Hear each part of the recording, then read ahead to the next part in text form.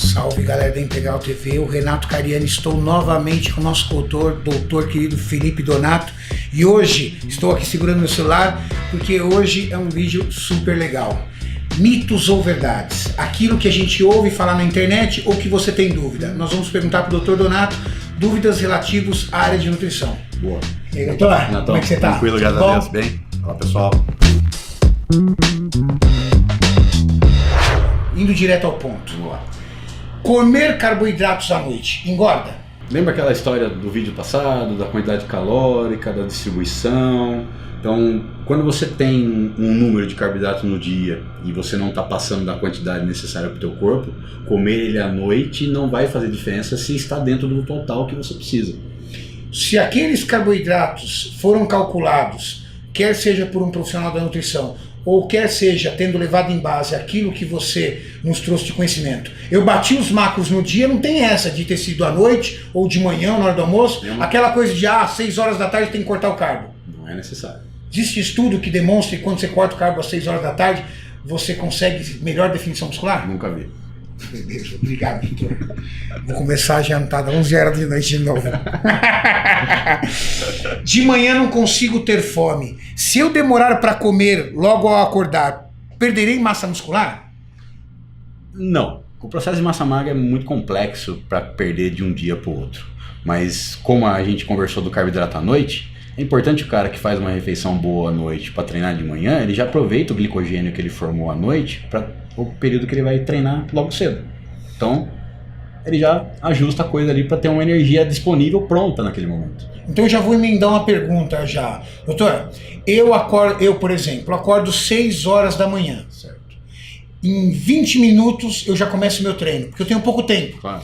Vai adiantar eu fazer uma refeição pré-treino de carboidrato? Eu vou ter aquela energia disponível nos meus 40 minutos de treino? Se você usar um carboidrato líquido, ele pode até chegar na sua corrente sanguínea, mas não vai reservar como glicogênio. Não dá tempo, é muito pouco tempo. Qual é a manobra?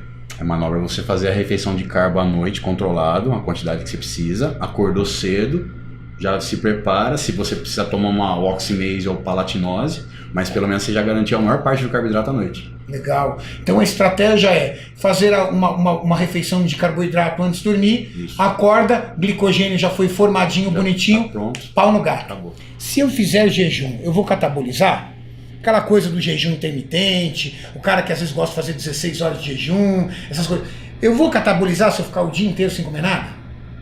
Se você ficar repetindo essa manobra e não comer nada, o corpo vai se esfalecendo, você aumenta a quebra de músculo. Mas a premissa do jejum intermitente, quando feito organizadamente, você não tem perda de massa magra. Você tem que saber fazer. Essa é a questão. Pegar informações na internet jogadas e fazer um jejum sem saber o que você está comendo, balanço calórico, sem treino, com certeza você pode ter um prejuízo na massa muscular. Eu acho que a manobra do jejum, pode ser o jejum intermitente ou qualquer outro jejum, tem que ser feita com muita inteligência, né? Não dá para ser feita meio no chute, né? Na verdade, eu posso falar que o jejum é uma manobra nutricional mais evoluída para quem já se conhece. Para quem já faz dieta, para quem já se conhece em relação à digestão, à fome, ao horário de comer, ao que gosta mais de comer. Então, assim, é uma evolução da dieta do cara quando ele quer uma alternativa diferente. Legal. Doutor, outra pergunta. Devo zerar o consumo de sal? É perigoso. Primeiro porque na fisiologia básica, para quem estuda, você tem um balanço de sódio e potássio no corpo. Se você zera o sal, o corpo pensa assim, poxa, ele não está comendo sal, o que eu vou fazer? Eu vou guardar mais sal. Então tem um hormônio chamado hormônio antidiurético, que você resgata sal e o cara começa a ficar inchado, baiacu, sem comer sal. Se eu não posso zerar o sal, como é que eu calculo a quantidade certa de sal no meu consumo? O sódio, né, que é o chamado o sal, cloreto de sódio, ele está presente naturalmente em alguns alimentos. Então você assume que você vai comer o sal natural do alimento, o sódio do natural. O brasileiro é um consumidor chega-se a quase 12 gramas de sal por dia. 12 gramas? Tem alguns caras que chegam a 12 gramas. 6 gramas é a média, mas o ideal seria de 3 a 4 gramas de sal. Sonho de verão é comer 3, 4 gramas de sal. Numa dieta teoricamente perfeita, é um controle de sódio. Lembrando que alimentos contêm o sódio natural.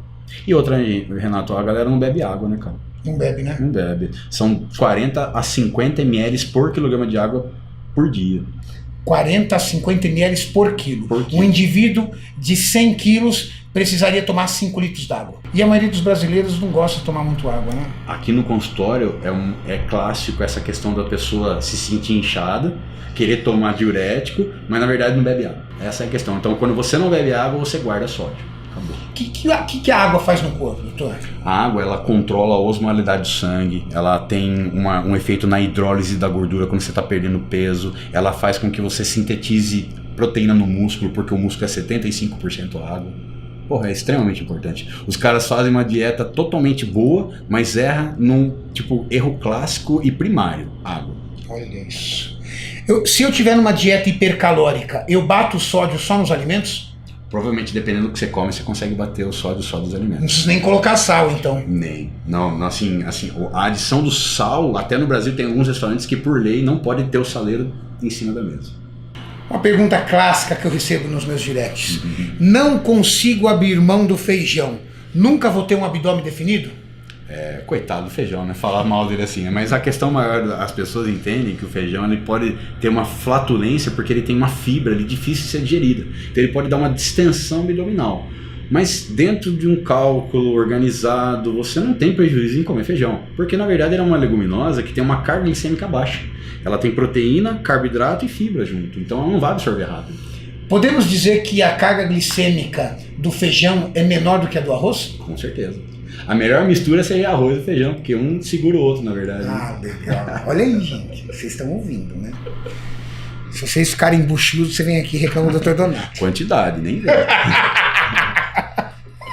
Eu vou comer 300. Não, claro, não. Aí tem que ir lá e assistir o vídeo passado do Dr. Donato, onde ele determina ali as concentrações de carboidrato, proteína e gordura e uma pirâmide de baixa caloria e uma pirâmide de alta caloria para quem quer ganhar volume. Estou gordo, mas não sei por quê.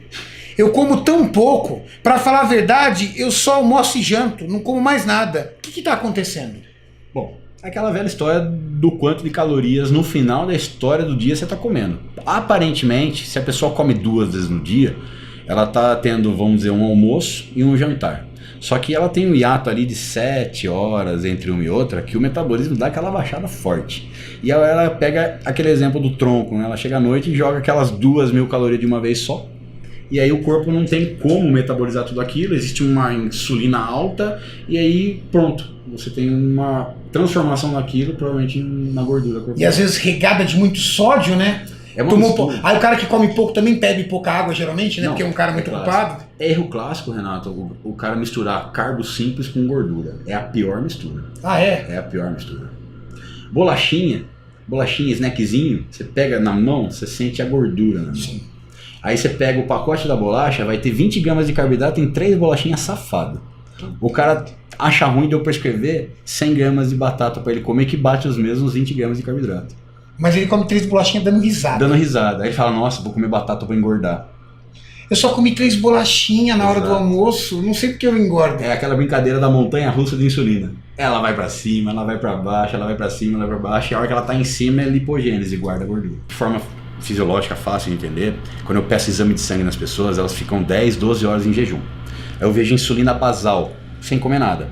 O cara tem 20 milimolar de insulina circulante. O que significa? Significa que essa quantidade de insulina está mostrando que ela não é eficaz na absorção muscular, então ele está com uma certa resistência, e essa quantidade de insulina não deixa ele queimar gordura 24 horas. Isso é o que a gente chama de metabolismo parado. Esse é o cara que tem a resistência à insulina e síndrome metabólica. Eu quero fazer uso de suplementos, mas me disseram que suplemento engorda. Suplemento engorda? Depende do tipo. Vamos pensar, tem vários tipos, né?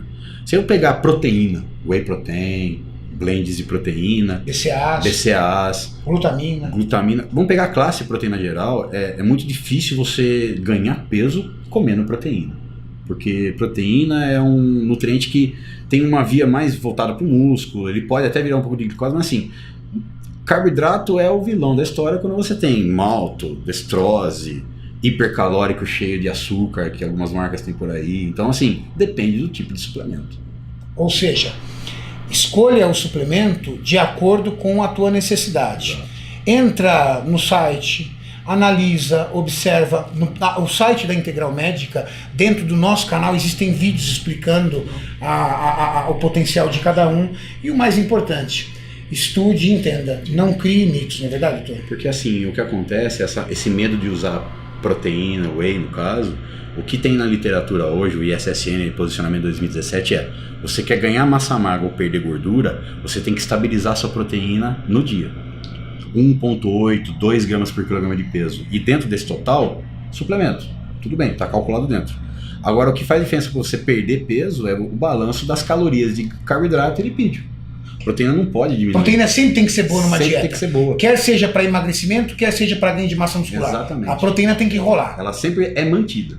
Essa média. Aí, quer ganhar peso? Caloria para cima, proteína estabilizada. Quer perder peso? Proteína estabilizada, caloria total para baixo. As pessoas às vezes querem emagrecer e corta tudo, né? O que eu tô comendo? Eu tô comendo salada, tô comendo um frango, tal, tudo. Mas quanto de frango? Eu tô comendo um filé, porque antigamente eu comia 2. Não. É porque proteína, ela tem um efeito de saciedade quando você come. Então, o que importa é a cada 3, 4 horas você tem uma média de 20, 30 gramas de proteína na refeição para você manter a conhecida aminoacidemia, nome bonito, né? Seria a quantidade de aminoácidos circulante no sangue. Então você deixa ela sempre constante e o músculo vem captando isso. Então o problema é a pessoa quer fazer uma dieta hipocalórica, tudo bem, não erra em proteína. Perfeito.